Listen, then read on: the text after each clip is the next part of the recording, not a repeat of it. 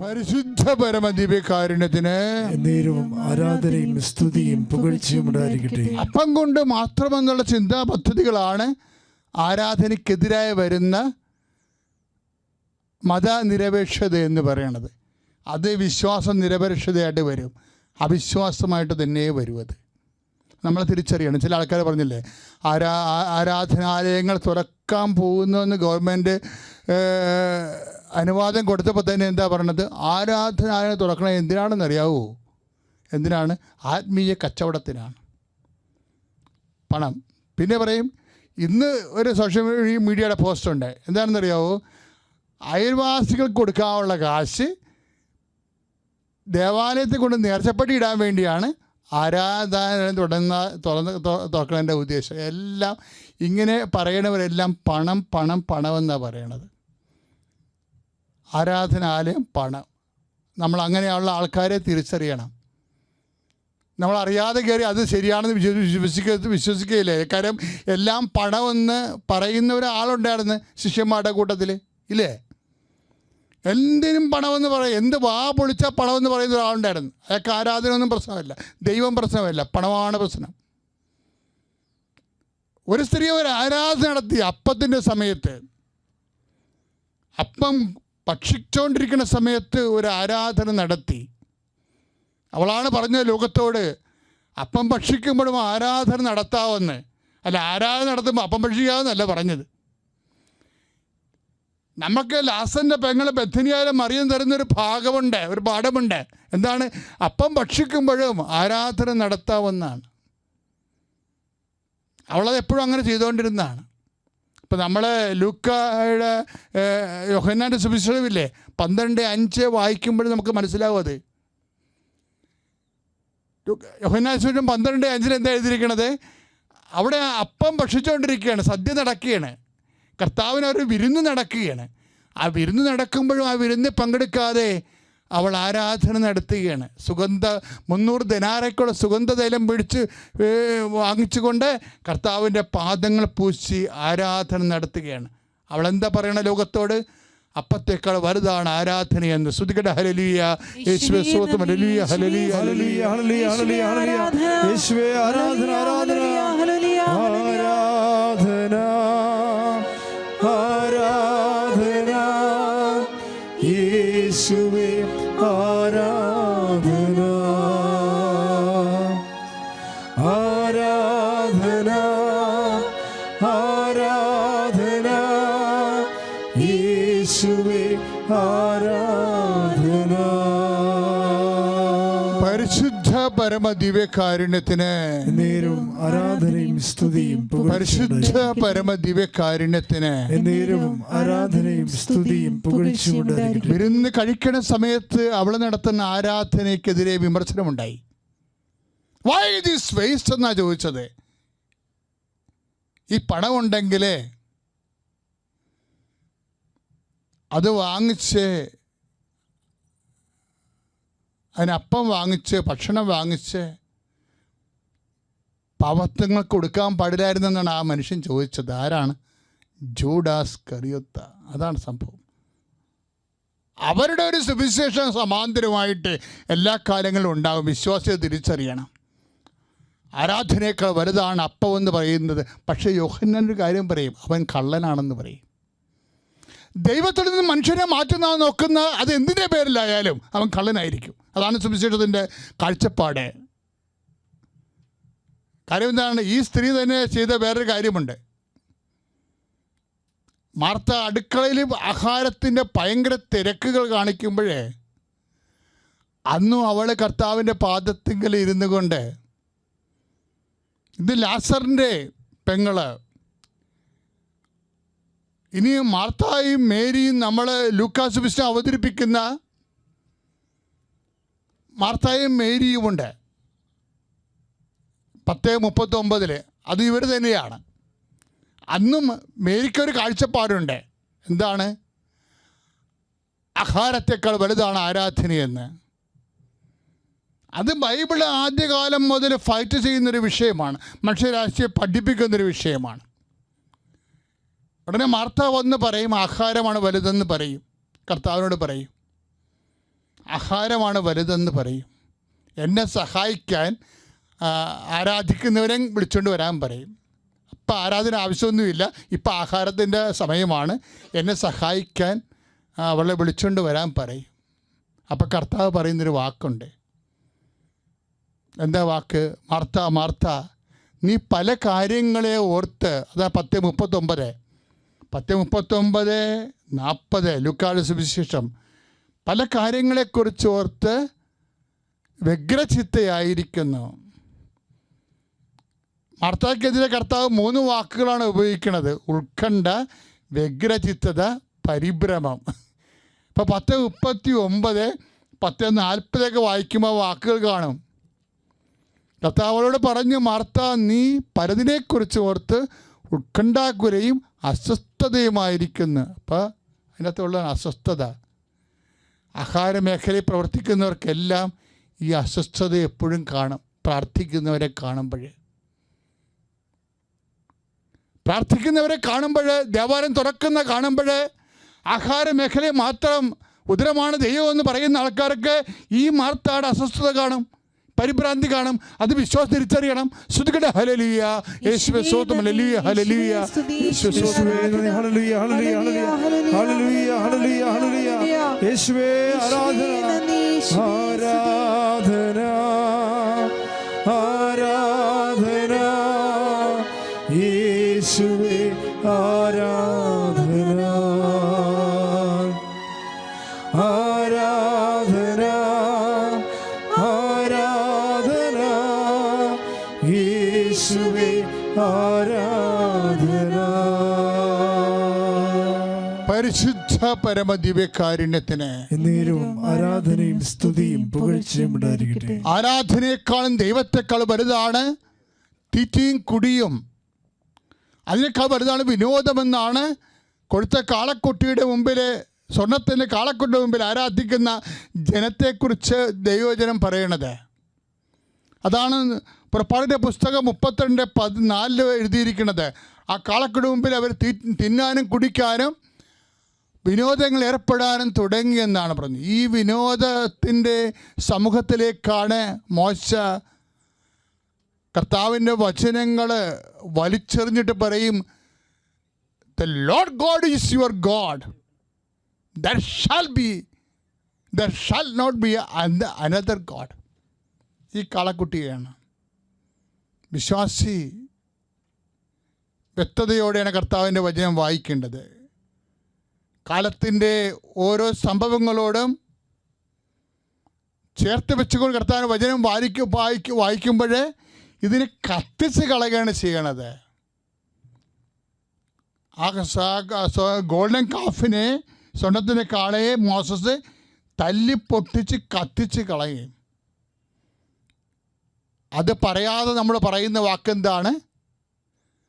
മനുഷ്യൻ അപ്പം കൊണ്ട് മാത്രമല്ല, ദൈവത്തിൻ്റെ വായിന്ന് വീഴുന്ന ഓരോ വചനം കൊണ്ട് കൂടിയാണ്. അങ്ങനെയുള്ള പ്രവണതകൾ കർത്താവിൻ്റെ കാലം തൊട്ട് ഇന്ന് വരെ അങ്ങ് തുടർന്നു പോകുന്നത്.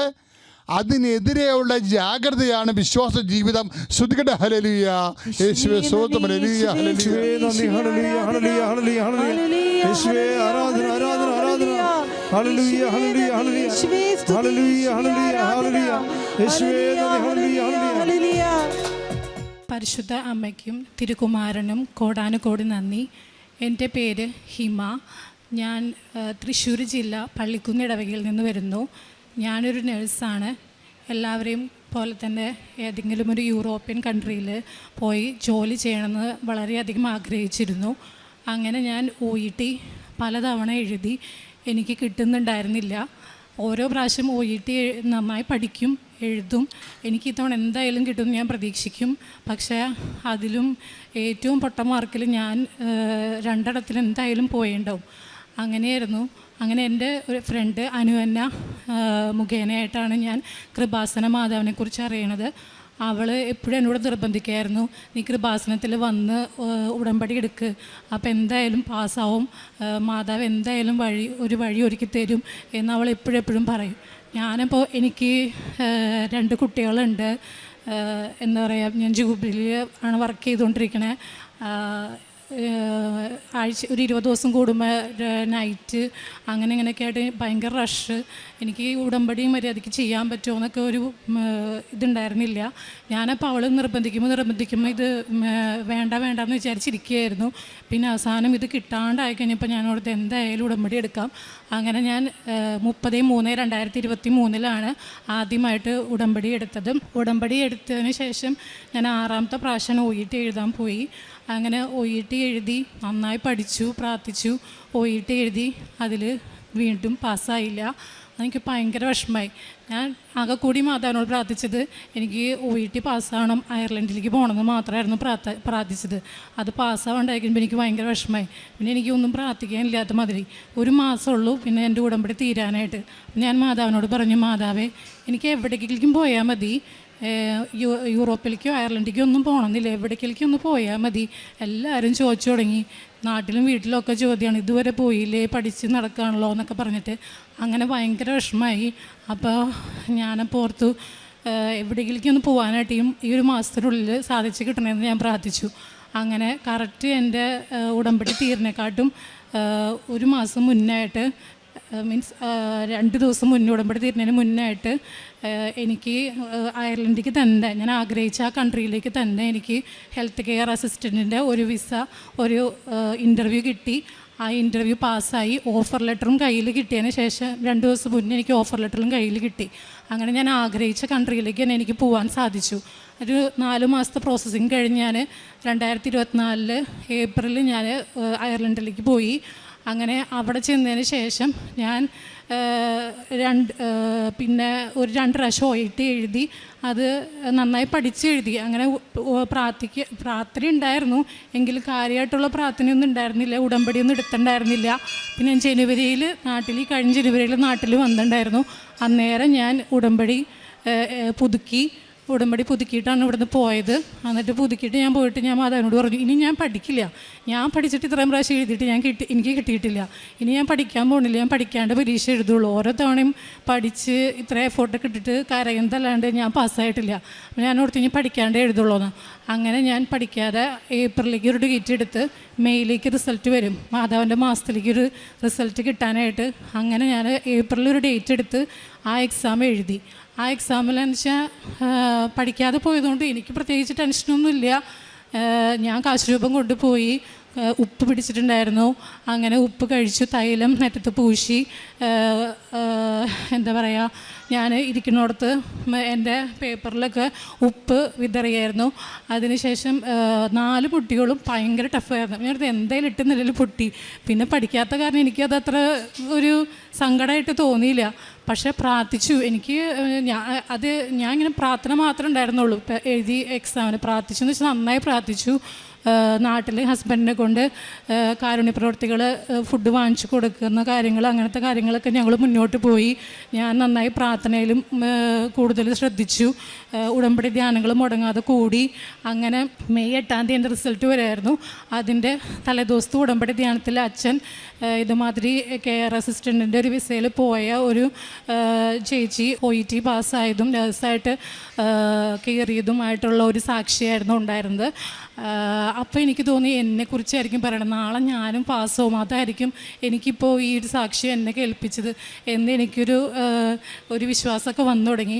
അത് കഴിഞ്ഞിട്ട് ഞാൻ ബൈബിൾ തുറന്ന് വായിച്ചു കഴിഞ്ഞപ്പോൾ എനിക്ക് കിട്ടിയത് റോമാക്കാർക്ക് എഴുതിയ സുവിശേഷം 4-ാം അധ്യായം 20 മുതൽ 25 വരെയുള്ള വാക്യങ്ങളാണ് എനിക്ക് കിട്ടിയത്. അതിനകത്ത് അബ്രാഹാം 100 വയസ്സായിട്ടും ഭാര്യ വന്ധ്യയായിട്ടും അബ്രാഹാം വാഗ്ദാനത്തിൽ വിശ്വസിച്ചു. അബ്രാഹത്തിൻ്റെ വിശ്വാസം അവന് നീതിയായി പരിഗണിക്കപ്പെട്ടു. അവന് അത് നീതിയായി പരിഗണിക്കപ്പെട്ടത് അവനത് വിശ്വസിച്ചത് മൂലമാണ്. അതുമാതിരി നിങ്ങൾക്കും അത് നീതിയായി പരിഗണിക്കപ്പെടുന്നുള്ള ഒരു വചനമാണ് എനിക്ക് കിട്ടിയത്. അതിൽ ഞാൻ ഉറപ്പിച്ചു, എനിക്ക് എന്തായാലും നാളെ ഞാൻ പാസ്സാവും. ഞാനൊന്നും എഴുതിയിട്ടില്ലെന്ന് എനിക്കറിയാം, പക്ഷേ ഒരിക്കലും പഠിച്ചിട്ട് എനിക്കില്ലാത്തൊരു വിശ്വാസമായിരുന്നു പഠിക്കാതെ എഴുതിയ എക്സാമിൽ പാസ്സാവും എന്നുള്ളൊരു വിശ്വാസം. എന്നിട്ട് പിറ്റേ ദിവസം ഞാൻ ഒറ്റ എക്സാമിൻ്റെ റിസൾട്ടും ഞാൻ നോക്കാറില്ല, എൻ്റെ ഹസ്ബൻഡ് നോക്കിയിട്ട് എനിക്കത് നോക്കാനുള്ള ഒരു ചങ്കുറപ്പൊന്നും ഉണ്ടാവാറില്ല. എപ്പോഴും ഹസ്ബൻഡ് നോക്കിയിട്ട് പറയും സാറിലടി അടുത്ത പ്രാവശ്യം എഴുതാം. അങ്ങനെയാണ് ആളിപ്പോഴും പ്രോത്സാഹിപ്പിക്കാറ്, ഇത് പോട്ടെ എന്നൊക്കെ പറഞ്ഞു. പക്ഷെ പിറ്റേ ദിവസത്തെ റിസൾട്ട് നോക്കിയിട്ട് ആൾ വിളിച്ചിട്ട് പറഞ്ഞു എല്ലാത്തിനും ബി ഗ്രേഡാണ്. എല്ലാത്തിനും ബി ഗ്രേഡോ? എല്ലാത്തിനും ബി ഗ്രേഡ് കിട്ടാൻ ഞാനൊന്നും എഴുതിയിട്ടില്ല. എന്നാലും അതൊന്നും കൂടെ നോക്കി എൻ്റെ തന്നെയാണോ? അവൻ നോക്കിയപ്പോൾ ഫുള്ളും എനിക്ക് ബി തന്ന മാതാവ് എന്നെ അനുഗ്രഹിച്ചു. അങ്ങനെ എൻ്റെ വലിയൊരു സ്വപ്നമാണ് പൂർണ്ണമായത്. എനിക്കിങ്ങനെ ഞാൻ മാതാവിനോട് ആ സമയത്തൊക്കെ പ്രാർത്ഥിച്ചത്, മക്കൾ വിട്ട് നിൽക്കുന്ന എല്ലാ അമ്മമാരുടെയും വേദന അമ്മയ്ക്ക് അറിയാലോ, എൻ്റെ മക്കളെയും ഹസ്ബൻഡിനെയും എൻ്റെ അടുത്തേക്ക് എത്തിക്കണേന്ന് പറഞ്ഞായിരുന്നു ഞാൻ പ്രാർത്ഥിച്ചുകൊണ്ടിരുന്നത്. അങ്ങനെ എനിക്ക് OET പാസ്സാവാൻ സാധിച്ചു. പിന്നീട് അതിൻ്റെ പേപ്പർ വർക്കുകളൊക്കെ സ്റ്റാർട്ട് ചെയ്തു. പേപ്പർ വർക്ക് സ്റ്റാർട്ട് ചെയ്തപ്പോഴാണെങ്കിലും എൻ്റെ പാസ്പോർട്ട് എൻ്റെ ഹസ്ബൻഡിൻ്റെ പേരിലായിരുന്നു ഇനിഷ്യൽ വെച്ചിട്ടുണ്ടായിരുന്നത്. എൻ്റെ സർട്ടിഫിക്കറ്റ് മുഴുവനും പപ്പയുടെ പേരിലായിരുന്നു. അങ്ങനെ എൻ്റെ ഈ പേപ്പർ വർക്കിന് വേണ്ടി ഓൾറെഡി എൻ്റെ എല്ലാ സർട്ടിഫിക്കറ്റും നാട്ടിലേക്ക് കൊടുത്തേച്ചിട്ടുണ്ടായിരുന്നു. അപ്പോൾ എൻ്റെ കയ്യിൽ ആകെ എൻ്റെ പാസ്പോർട്ട് മാത്രമേ ഉണ്ടായിരുന്നുള്ളൂ. നാട്ടിൽ ഹസ്ബൻഡ് ഒത്തിരി പേരുടെ അടുത്തും അറിയാവുന്ന പരിചയമുള്ള വക്കീൽമാരുടെ അടുത്ത് പോയിട്ടൊന്നും അവരൊരു അഫിഡാവിറ്റ് എഴുതി കൊടുത്തില്ല, ഞാൻ നാട്ടിൽ വരാണ്ട് പറ്റില്ല എന്നാണ് പറഞ്ഞത്. അപ്പോൾ ഓൾറെഡി ഞാൻ ജനുവരിയിൽ നാട്ടിൽ വന്ന് പോയതുകൊണ്ട് എനിക്ക് പെട്ടെന്ന് വരാൻ പറ്റാത്തതുകൊണ്ടും പിന്നെ ഇനി ഇതിങ്ങനെ ഒത്തിരി ലാഗായി പോവുമായിരുന്നു. ഓഗസ്റ്റിലാണെങ്കിൽ അവിടുത്തെ ആ ഒരു പ്രോസസ്സ് മൊത്തം മാറും, അപ്പോൾ അതിക്ക് മുന്നെങ്കിൽ ഇത് ചെയ്യണം. അപ്പോൾ അങ്ങനെ ഇരിക്കുകയും ഞാൻ പറഞ്ഞു ഞാനൊന്ന് ഇവിടെ ഒന്ന് അന്വേഷിക്കട്ടെ എന്ന് പറഞ്ഞ് അങ്ങനെ ഞാൻ അയർലൻഡിൽ ഒത്തിരി വക്കീൽമാരെ പോയി കണ്ടു. പക്ഷേ ഒരു നോട്ടറി വക്കീൽ വേണമായിരുന്നു, അതിന് വേറൊരു സ്ഥലത്തേക്കൊക്കെ പോകണമായിരുന്നു. ഞാൻ അങ്ങനെ അവിടേക്കൊക്കെ എങ്ങനെ ഞാൻ തന്നെ പോകുന്ന കോർത്ത് ഇങ്ങനെ ടെൻഷൻ അടിച്ചിരിക്കുകയായിരുന്നു. അന്നേരം ഞാൻ തന്നെ ചോദിച്ച് കണ്ടുപിടിച്ച് ഞാൻ കാശ് രൂപം കൊണ്ടുപോയി. അങ്ങനെ മാതാവിൻ്റെ കാശ് രൂപം കൊണ്ടുപോയ ദിവസം എനിക്കൊരു നോട്ടറി വക്കീലിനെ ഞാൻ താമസിക്കുന്നതിൻ്റെ അടുത്ത് തന്നെ ഉണ്ടായിരുന്നു. പക്ഷേ ഇത്രയും വക്കീലുമാരോട് ചോദിച്ചിട്ട് ഞാൻ താമസിക്കുന്ന ആ ടൗണിൽ ഒരു നോട്ടറി വക്കീലുള്ളതായിട്ട് ആരും പറഞ്ഞിട്ടുണ്ടായിരുന്നില്ല. അങ്ങനെ എനിക്ക് ആ നോട്ടറി വക്കീലിനെ കാണാൻ പറ്റി. ആ നോട്ടറി വക്കീലാണെങ്കിൽ ഞാൻ ആദ്യമായിട്ട് കാണുന്ന ഒരു ഐറിഷുകാരനാണ്.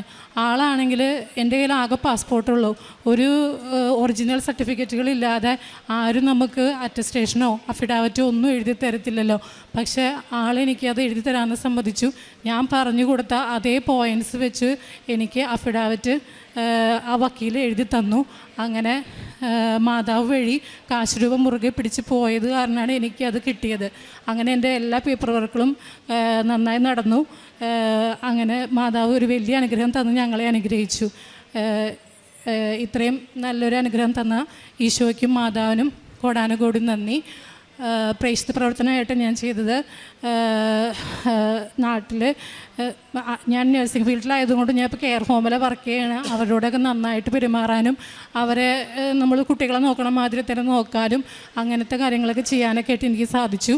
പിന്നെ നാട്ടിൽ ഹസ്ബൻഡ് ഫുഡ് വാങ്ങിച്ച് ഞങ്ങളുടെ തൃശ്ശൂർ ഭാഗത്തുള്ള ആളുകൾക്ക് കൊടുക്കുകയും ഞങ്ങളുടെ അടുത്തുള്ള അനാഥാലയത്തിൽ ഫുഡ് വാങ്ങിച്ച് കൊടുക്കുന്ന അങ്ങനത്തെ മാസത്തിൽ അവിടെ ഫുഡ് വാങ്ങിച്ചു കൊടുക്കുകയും അങ്ങനെയൊക്കെയാണ് ഞങ്ങൾ ചെയ്തുകൊണ്ടിരുന്നത്.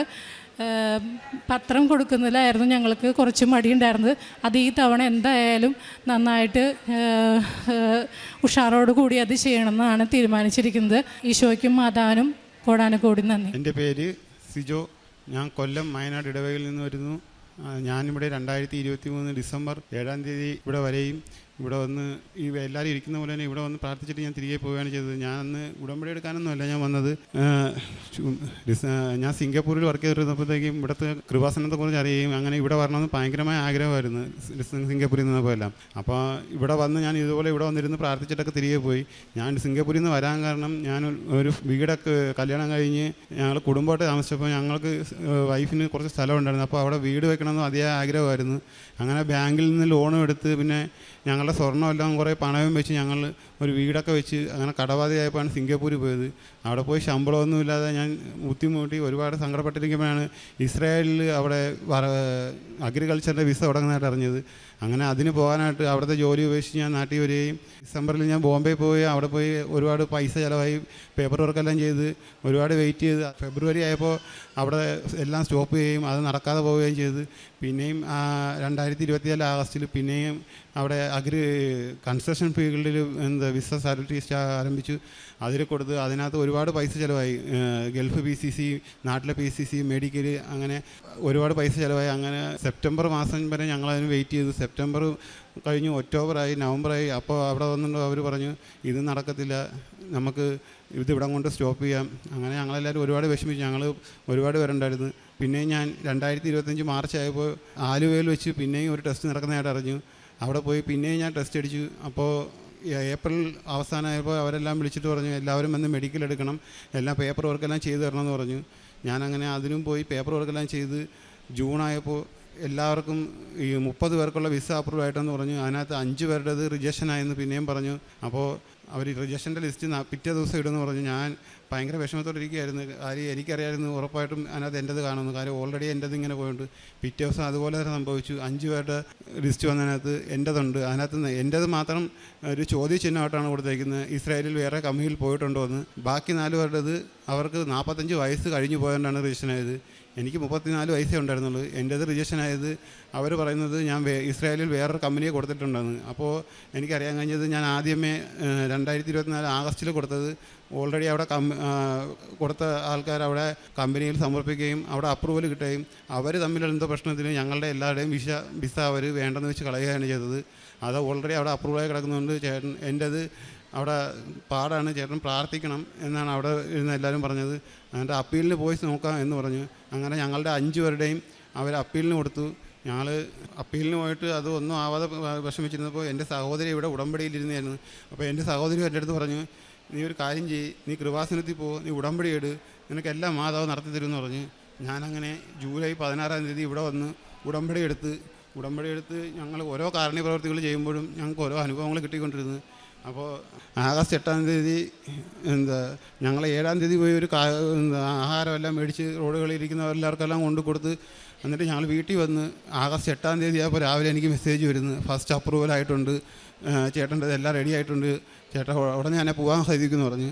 ഞങ്ങളങ്ങനെ മാതാവിൻ്റെ അടുത്ത് ഒരുപാട് നന്ദി പറഞ്ഞു. അപ്രൂവൽ ആയല്ലോ എന്ന് വെച്ച് പിന്നെയും ഒരാഴ്ച കഴിഞ്ഞപ്പോൾ പിന്നെയും അടുത്ത ചോദ്യചിഹ്നമായിട്ട് വരുന്നു. ചേട്ടൻ അവിടെ നിന്ന് ഏജൻസിയിൽ നിന്ന് തന്നെ വാട്സപ്പിൽ വിളിക്കുന്നു. കാര്യം അവർ വിചാരിച്ചു ഞാൻ പിന്നെ ഇസ്രായേലിൽ ഇറങ്ങിയിട്ടുണ്ടെന്ന് പറഞ്ഞ് അവരെന്നെ വിളിച്ചിട്ട് ചോദിച്ചു സിജോ നാട്ടിലുണ്ടോ അതോ ഇസ്രായേലിൽ പോയോ എന്ന്. ഞാൻ ചോദിച്ചത് എന്താണ് സാർ, എൻ്റെ പാസ്പോർട്ട് അവിടെ ഏജൻസി ഇരിക്കുന്നു, പിന്നെ ഞാൻ എങ്ങനെയാണ് ഇസ്രായേലിൽ പോകുന്നത്? അത് ഇസ്രായേലിൽ നിന്ന് പിന്നെ ഒരു ചോദ്യചിഹ്നമായിട്ട് വന്നിരിക്കുന്നത് സിജോ നാട്ടിലുണ്ടോ അതോ ഇസ്രായേലിൽ പോയേക്കുന്നു എന്ന്. അങ്ങനെ അവരെനിക്കത് ഇട്ട് തന്ന് ഞാനപ്പോൾ അവിടെ ഇരുന്നുകൊണ്ട് മാതാവിൻ്റെ അടുത്ത് ചോദിച്ചു, മാതാവ് ഈ വീട്ടിൽ ഇരിക്കുന്നത് ഞാനാണ് ഇസ്രായേലിൽ പോയത്, ഞാൻ എന്താ വേണമെന്ന് ചോദിച്ചു. അത് കഴിഞ്ഞ് ഞങ്ങൾ പിന്നെയും ഓണത്തിൻ്റെ തലേന്ന് ഞാനും വൈഫും കൂടെ പിന്നെയും പൊതിച്ചോറെല്ലാം വാങ്ങി ഞങ്ങളെല്ലാവർക്കും കൊണ്ട് വിതരണം ചെയ്ത് ഓണം കഴിഞ്ഞ് 2 ദിവസം കഴിഞ്ഞപ്പോൾ എനിക്ക് മെസ്സേജ് വരുന്നു, ചേട്ടാ എല്ലാം റെഡി ആയിട്ടുണ്ട്, പോകാനായിട്ട് റെഡി ആയിക്കോ എന്ന് പറഞ്ഞു. ഈ കഴിഞ്ഞ ചൊവ്വാഴ്ച രാവിലെ ഞാൻ ഡെയിലി ബ്രീഡ് പ്രാർത്ഥന കഴിഞ്ഞ് ബൈബിൾ വായിച്ചുകൊണ്ടിരിക്കുമ്പോൾ എൻ്റെ ഫോണിലൊരു മെസ്സേജ് വരുന്നു. ബൈബിൾ വായിച്ച് കണ്ടുമ്പോൾ മെസ്സേജ് വന്നു. ഞാനത് നോക്കിയില്ല. ബൈബിളെല്ലാം വായിച്ച് കഴിഞ്ഞ് ഞാൻ കർണയുടെ കൊന്ത പഠിക്കുക എല്ലാ ദിവസം രാവിലെ ഇരുന്ന്. കൊന്ത പഠിച്ചിട്ട് ഞാൻ രാവിലെ ഫോൺ എടുത്ത് നോക്കിയപ്പോഴത്തേക്കും ഞങ്ങൾ 6 പേർക്കുള്ള, അതായത് റിജക്ഷനായ ഞങ്ങളുടെ 5 പേരെയും എൻ്റെയും പിന്നെ വേറൊരാളുടെയും ഞങ്ങളുടെ 6 പേരുടെ വിസ പാസ്സായിട്ടുണ്ട്. എത്രയും പെട്ടെന്ന് പൈസ റെഡിയാക്കി ടിക്കറ്റിനുള്ള പൈസ എല്ലാം ഇട്ട് കൊടുക്കണമെന്ന് പറഞ്ഞു. ഞാനങ്ങനെ വൈഫ് വീട്ടിൽ നിന്നും വൈഫിൻ്റെ ബാക്കിയുള്ള സ്വർണ്ണമെല്ലാം കൂടെ കൊണ്ട് പണയം വെച്ച് ഞങ്ങൾ പൈസ കൊണ്ടടച്ച് ഇന്ന് എൻ്റെ കയ്യിലിരിക്കുന്ന ഈ ടിക്കറ്റ് ഞാൻ ഇന്ന് അവിടെ പോയി ട്രാവൽസിൽ പോയി മേടിച്ചുകൊണ്ട് വരികയാണ്. എൻ്റെ ടിക്കറ്റും വിസയാണിത്. അമ്മ മാതാവും തിരുക്കുമാറിനും എനിക്ക് നടത്തി തന്ന ഈ കാരുണ്യപ്രവൃത്തികൾ ഞാനിവിടെ സമർപ്പിച്ച എൻ്റെ നിയമങ്ങളെല്ലാം എനിക്ക് നടത്തി തന്നു. ഞാൻ ജൂലൈ 16-ാം തീയതിയാണ് ഞാനിവിടെ വന്ന് ഉടമ്പടി എടുത്തത്. അത് 2 മാസം സെപ്റ്റംബർ 16-ാം തീയതി ഞാൻ അവിടെ ഇറങ്ങും ഇസ്രായേലിൽ. ഞാൻ ഉടമ്പടി എടുത്ത് 2 മാസം തികയുന്നതിൻ്റെ അന്ന് തന്നെ ഞാൻ ഇസ്രായേലിൽ ഇറങ്ങും. പ്രേക്ഷിത പ്രവർത്തനമായിട്ട് ഞാനിവിടെ വന്ന് 2 മാസവും ഞാൻ വന്ന് പത്രം വാങ്ങിക്കൊണ്ടുപോയി നമ്മൾ അക്രൈസ്തവരായ എല്ലാവർക്കും വീടുകളിലും പിന്നെ ദേവാലയങ്ങളിൽ വരുന്ന അക്രൈസ്തവർക്ക് എല്ലാവരും ഞങ്ങൾ കൊണ്ടുപോയി കൊടുക്കാറുണ്ട്. കാരുണ്യപ്രവർത്തികളായിട്ട് ഞങ്ങളുടെ വീടുകളിൽ വരുന്നവർക്കാണെങ്കിലും ഞങ്ങൾ പുറത്ത് വെച്ച് കാണുന്നവർക്കായിരിക്കും ഞങ്ങളുടെ മുമ്പിൽ വരുന്നവരും എല്ലാം ഞങ്ങൾ കാശായിട്ടാണെങ്കിലും ആഹാരത്തിൻ്റെ ആയാലും ഞങ്ങൾ ചെയ്ത് കൊടുക്കാറുണ്ട്. പിന്നെ ഞാനിവിടെ ഒന്ന് ഉടമ്പടി എടുത്തപ്പോഴത്തേക്കും എല്ലാവരും എൻ്റെ അടുത്ത് കൂട്ടുകാരന്മാരെല്ലാം എന്ന് പറയും ഈശോ മിശിഹായെ സ്തുതിയായിരിക്കട്ടെ. എന്നെ കളിയാക്കി കൊണ്ടാണ് പറയുന്നത് ഈശോ മിശിഹായെ സ്തുതിയായിരിക്കട്ടെ എന്ന് പറയും. കാര്യം ഇത്രത്തോളം ഞാൻ കിടന്ന് അഹങ്കരിച്ച് മദ്യപാനം ഡെയിലി ജോലി കഴിഞ്ഞ് വരും മദ്യപിക്കാൻ പോകും. ഇതായിരുന്നു എൻ്റെ ഹോബി. ഞാൻ വീട്ടിൽ എൻ്റെ ഭാര്യയെടുത്തും മക്കളടുത്തും മോളുടെ അടുത്തും ഇരിക്കുന്ന എന്നെക്കാട്ട് കൂടുതലിരിക്കുന്നത് മദ്യപിക്കാൻ കൂട്ടുകാരുടെ അടുത്താണ്. ഇന്ന് ഈ 2 മാസമായി ഞാൻ അതെല്ലാം പൂർണ്ണമായിട്ട് ഉപേക്ഷിച്ച് ഞാൻ എൻ്റെ കൂട്ടുകാരടുത്ത് പറയുന്നത് നിങ്ങൾക്ക് ഓരോ ആവശ്യം വരുമ്പോൾ നിങ്ങൾ അവിടെ പോയിരിക്കും. നിങ്ങളിപ്പോൾ പരിഹസിക്കുന്നത് നാളെ നിങ്ങളത് വിഷമത്തോടെ തന്നെ പറയും. പിന്നെ അതുപോലെ തന്നെ എൻ്റെ മോൾക്ക് ഞാൻ ഈ ഉടമ്പടി എടുക്കുന്നതിന് 6 മാസം മുമ്പ് വരെയും എല്ലാ ദിവസവും ഞാനും ഭാര്യയും ഇവിടെ ഉറങ്ങാൻ കിടക്കുമ്പോൾ രാത്രിയാകുമ്പോൾ കൈവേദന കാലുവേദന, ഞങ്ങൾ എല്ലാ ദിവസവും കൈയും കാലും തടയി കൊടുക്കണം. അപ്പോൾ ഡോക്ടറെ അടുത്തുകൊണ്ട് കാണിച്ചപ്പോൾ ഡോക്ടർ പറഞ്ഞത് കാൽസ്യത്തിൻ്റെ കുറവാണ് എന്ന് പറഞ്ഞു. പക്ഷേ മരുന്ന് കൊടുക്കുന്ന ഒന്നും കുറവില്ല. എല്ലാ ദിവസവും രാത്രിയാകുമ്പോൾ മോൾക്ക് കാലുവേദന വരും. ഞങ്ങൾ എല്ലാ ദിവസവും മോളുടെ കാല് തടയി കൊടുത്തുകൊണ്ടിരുന്ന് ഞാൻ ഇവിടെ വന്ന് ഉടമ്പടി എടുത്തുകൊണ്ട് പോയി. ജൂലൈ 16-ാം തീയതി ഇവിടെ വന്ന് ഉടമ്പടി എടുത്ത് 17-ാം തീയതി ഇവിടുത്തെ തൈലം എടുത്ത് മോളുടെ കാലിലും കയ്യിലും തേച്ച് ഇന്ന് 2 മാസം ആകാൻ പോകുന്നു. ഇതുവരെ എൻ്റെ മോൾക്ക് കാലിൽ കയ്യോ വേദന വന്നിട്ടില്ല. പിന്നെ അതുപോലെ എൻ്റെ പപ്പായ്ക്ക് നിനക്ക് മുട്ടുവേദന ഉണ്ടെന്ന് പറഞ്ഞാൽ ഞാൻ ഞങ്ങളുടെ പപ്പായ്ക്ക് വേണ്ടി പ്രാർത്ഥിച്ചിട്ടുണ്ട്. പപ്പായ്ക്ക് ഇപ്പം ഒരുപാട് കുറവുണ്ട്. ഞാൻ എല്ലാ ദിവസവും പ്രാർത്ഥിക്കാൻ. പിന്നെ അതുപോലെ തന്നെ ഏറ്റവും വലിയൊരു സന്തോഷം എന്ന് പറഞ്ഞു കഴിഞ്ഞാൽ എൻ്റെ കൂടെ പോകാൻ നിൽക്കുന്ന ഒരു ചേട്ടൻ ഞാൻ എന്നോട് വിളിച്ചിട്ട് പറഞ്ഞു, സിജോ എൻ്റെ കാര്യം നടക്കത്തില്ലെന്ന് തോന്നുന്നു, 45 വയസ്സായിട്ട് റിജക്ഷനായി പോയതാണ്. അപ്പോൾ ചേട്ടനെടുത്ത് ചോദിച്ചു എന്ത് ഒരു ചേട്ടാ? അപ്പോൾ ചേട്ടൻ പറഞ്ഞു, സിജോ എൻ്റെ ലാഭപ്പാട് 2 ലക്ഷം രൂപയുള്ളൂ, ഇനി 3 ലക്ഷം രൂപ ഞാൻ എവിടെ നിന്ന് ഒപ്പിക്കണമെന്ന് അറിയില്ല. സ്വന്തക്കാരടുത്തും ബന്ധുക്കാരടുത്തും എനിക്കറിയാവുന്ന എല്ലായിടത്തും ഞാൻ ചോദിച്ചു, ആരും തരുന്നില്ല. ഇസ്രായേലിലോട്ടെന്ന് പറയുമ്പോഴത്തേക്ക് ഒട്ടും തരുന്നില്ല. കാര്യം എന്ന് ചോദിച്ചപ്പോൾ പറയുന്നത് അവിടെ യുദ്ധങ്ങൾ നടക്കുകയല്ലേ, അവിടെ പോയിട്ട് നിനക്ക് എന്തെങ്കിലും പറ്റി കഴിഞ്ഞാൽ പൈസ തിരിച്ചു വരുമെന്നാണ് ചോദിക്കുന്നത് എന്നാണ് പറഞ്ഞത്. അപ്പോൾ ഞാൻ ആ ചേട്ടൻ്റെ അടുത്ത് പറഞ്ഞു, ചേട്ടൻ നാളെ രാവിലെ എന്നെ വിളിക്കുമ്പോഴത്തേക്കും ചേട്ടൻ എൻ്റെ അടുത്ത് പറയും, സിജോ പൈസ റെഡി ആയിട്ടുണ്ടെന്ന് പറയുമെന്ന് പറഞ്ഞു. ഞാൻ മാതാവിൻ്റെ അടുത്ത് രാത്രി പ്രാർത്ഥിച്ചപ്പോൾ ഞാൻ മാതാവിൻ്റെ അടുത്ത് പറഞ്ഞു, മാതാവേ എന്നെ കണക്കിന് റിജക്ഷനായി പോയിട്ട് ഒരുപാട് കഷ്ടപ്പെട്ട് വന്നതാണ്. അപ്പോൾ ഞാൻ പോകുന്നെങ്കിൽ ആ ചേട്ടൻ എൻ്റെ കൂടെ കാണണമെന്ന് പറഞ്ഞു. രാവിലെ ഡെയിലി ഇവിടെ പ്രാർത്ഥനയ്ക്ക് ഞാൻ മാതാവിൻ്റെ അടുത്ത് പറഞ്ഞു, മാതാവേ ആ ചേട്ടൻ എന്നെ വിളിക്കുമ്പം ആ സന്തോഷ വാർത്ത എൻ്റെ അടുത്ത് പറയണമെന്ന് പറഞ്ഞു. അതുപോലെ തന്നെ ഞാനും വൈഫും കടയിൽ നിന്നപ്പോൾ ചേട്ടൻ വിളിക്കുന്നു, സിജോ നിൻ്റെ നാക്ക് പൊന്നാണ്, എനിക്ക് ഒരാൾ 5 ലക്ഷം രൂപ തന്ന് സഹായിച്ചെന്ന് പറഞ്ഞു. ഞാൻ പറഞ്ഞു, ചേട്ടാ ഞാൻ ഇന്നലെ രാത്രി ഇന്ന് രാവിലെയും എനിക്ക് വേണ്ടിയല്ല ഞാൻ പ്രാർത്ഥിച്ചത്, ചേട്ടന് വേണ്ടിയാണ് പ്രാർത്ഥിച്ചത്.